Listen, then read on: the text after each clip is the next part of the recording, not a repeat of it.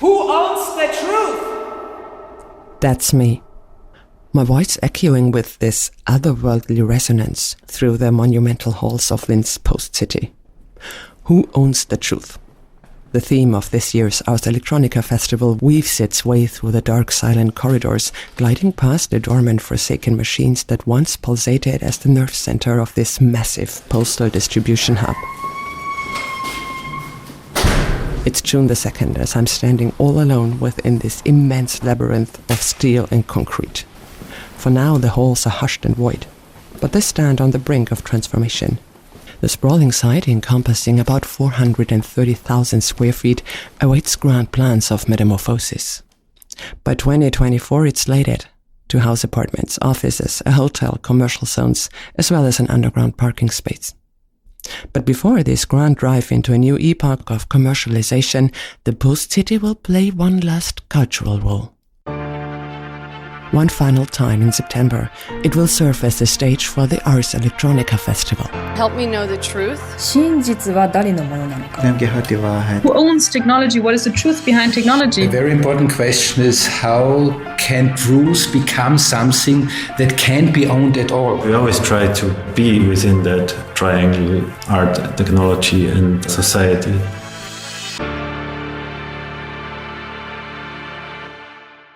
I'm Sarah Kriesche. Over the recent month, I've been delving deep into the heart of Linz. I've explored the sites where this year's festival is building into existence. I've immersed myself into the huge archives of Ars Electronica, conversing with the artists, researchers, and visionary minds behind the festival, seeking the answer to this year's question: who owns the truth?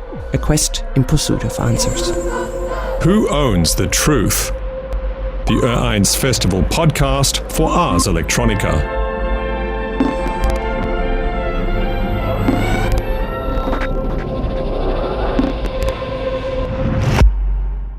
Episode 1. Who owns the truth? So, is it even possible to definitely answer this question? Truth is a construct of human intellect. Its definition mutable over time and its understanding deeply reliant on cultural, historical, and individual contexts. So I decide to reach out to Ars directly for more information. Unsere Halte sind, our stops are Linz Hauptbahnhof, Wels. As I travel by train to the Upper Austrian capital, I find myself thinking about the advertising slogan "In Linz begins," meaning somewhat, it begins in Linz. The slogan was established in 1973 and is older than myself. But this catchphrase, why so ever, etched itself into my consciousness. While on the train, I start Googling slogans since then, as they had drifted more or less unnoticed by me. Linz comes alive, Linz changes, and in 2021 there was a small uproar when a promotional video from Linz Tourism with the slogan #Linz is Linz intentionally somewhat played with the negative stereotypes associated with the city. Linz is a city for retired people. Linz, a city for people being a bit racist. But since this bold step ultimately won them a Golden Dolphin at the Cannes Corporate Media and TV Awards, everything's fine now. Do you want fiaker? Go to Vienna. Are you looking for Mozart? Look in Salzburg. Linz is Linz. A dry tautological statement that somehow says nothing and everything at the same time. Yet in the context of my research, it speaks surprisingly profound truth that cannot be disputed. Linz can only be Linz, nothing else. Yet the city surpasses its own identity, transforming into an international stage. Welcome. Welcome.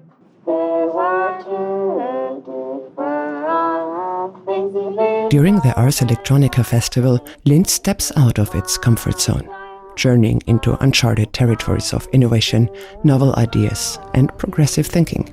And it's turning into a hub for creativity and global exchange. Post City, one of this year's key venues, is just a casual stroll away from the central station. You simply walk out the main entrance, turn left from the park, and you're there. It's impossible to miss, even for me. However, this exploratory venture concludes almost as swiftly as it begins, as I am faced with locked doors. chains. I don't know if you can hear them, but they're really huge. Okay, so literally Post City is a post city. Like there's little yellow post buses, motorcycles. I think it's e-motorcycles, by the way. And bicycles, of course. Linz is full of bicycles. It's a beautiful day early in June, so I decide to walk to the Ars Electronica Center. There, I'll be meeting with the artistic director, Gerfried Stocker. And I'm not only hoping for insightful views into the festival, but also that he might just happen to have the key to the post city in his pocket. As I walk through the park towards the main square, I wonder whether science fiction author William Gibson took the same path. He coined the terms cyberspace, cyberpunk, and matrix. And in 1990 he visited Ars Electronica and gave quite the interesting lecture, where he stated that whatever technology is hailed as great and fantastic, one should always first ask 3 questions. You should ask yourself what a policeman, a politician, or a criminal might do with it.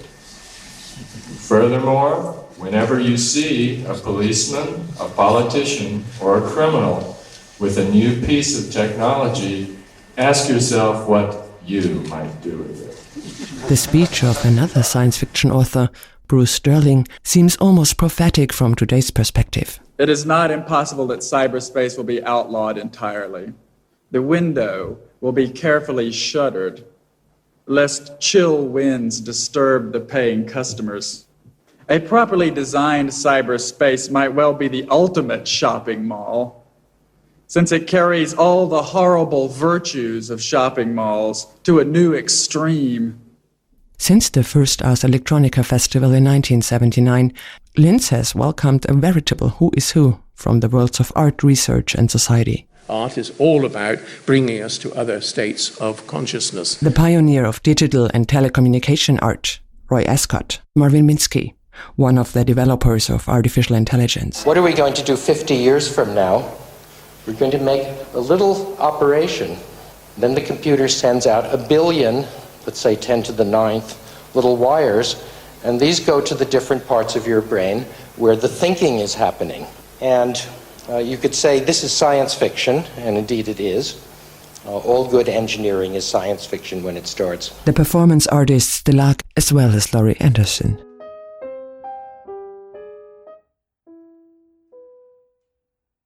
Last year she visited the festival. In 2020 she listened online to a song she composed. Song for Bob. What a lovely thing to write some songs for your friends. So this is a song that I wrote. It's for Bob Hurwitz.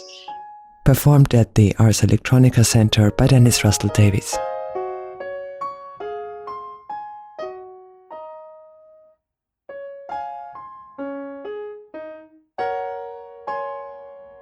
If you want to listen to the whole song, you can find the link in the show notes.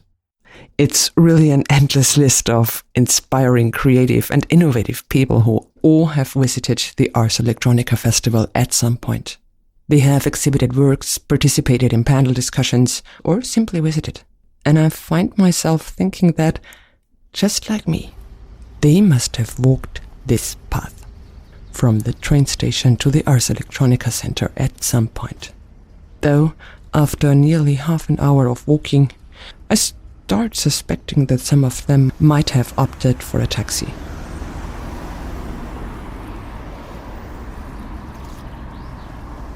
As long as violence suddenly stems from love, I am a feminist, is written in large pink letters on a massive semi-transparent banner stretching over 4 floors of a building. Beneath it, cars bottleneck across the Nibelungen Bridge. Just beyond this commotion lies the Ars Electronica Center. I cautiously navigate the humble sidewalk, ever vigilant for cyclists darting by in audacious zigzag patterns. It's 10 a.m. and the rush hour pulse of the city is palpable.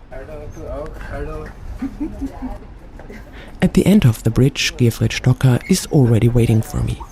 He is the artistic director and managing director of Ars Electronica. and he takes me past the Ars Electronica Center into a comparatively inconspicuous building where the organizational heart beats. It's where the festival is coordinated, exhibitions are planned, and partnerships initiated. On our way to the meeting room, I get a crash course in quantitative figures and statistics. Ars Numerica.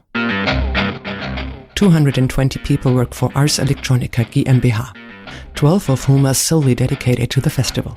In the month leading to the event in the hot phase, the staff is increased as needed. By the end in September, it's around 300. In 2019, prior to the onset of the pandemic, the festival drew a record-breaking crowd of 110,000 attendees. Furthermore, the program showcased the work of an unprecedented 1,449 artists and scientists hailing from 45 different countries.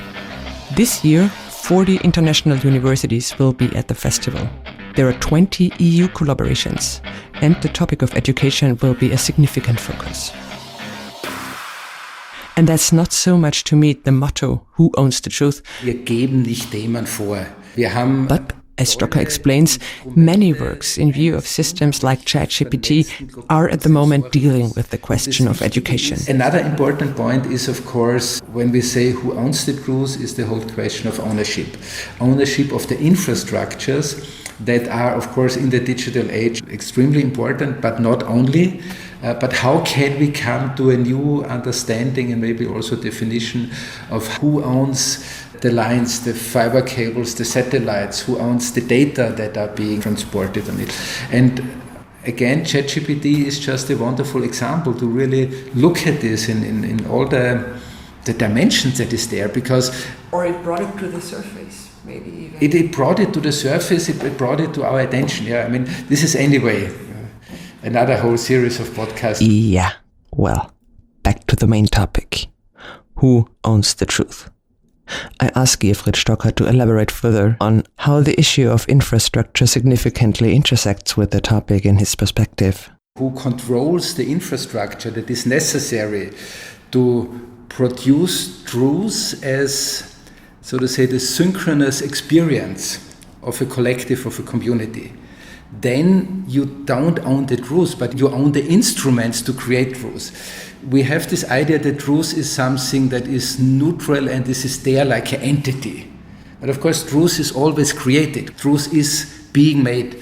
And a very important part is, of course, that we have a kind of collective common agreement about things that we are experiencing, no matter which methods lead us to this. But when we believe together, this is what we have experienced, then automatically it becomes truth. And when you have the power to control the mechanism, to, so to say, elevate information, experiences, ideas into the state of being a truth, then of course you have a very powerful position. And the digital media in particular, we have seen it with social media utilized by politicians, but I think even more so for a much longer time already by marketing and advertisement, has definitely demonstrated the importance, the relevance of ownership of infrastructure. In the self-image of Ars as an interface of art, research and society, the festival also aims to be more than just a parade of celebrities. Wir wollen das zeigen, was im Moment brodelt, was im Moment aktuell ist. Da ist natürlich immer Work in Progress dabei. Und ich glaube, das Wichtigste... Gerfried Stocker really points that out. Ars seeks to represent a range of cultural expressions from students to professionals. Die Sinneseindrücke dieses Sensoriums, wenn wir sprachlich dabei bleiben, dann zu etwas zu manifestieren, das im Rahmen dieser Woche des Festivals tatsächlich dann zugänglich wird, das diskutierbar wird, das hinterfragbar wird. And this year, the representation of art will question, contextualize or reinterpret truths. However, I still haven't managed to get to the heart of this year's festival, the Post City. But thanks to Gerfried Stocker, that's about to change. I'm getting in there in the next episode.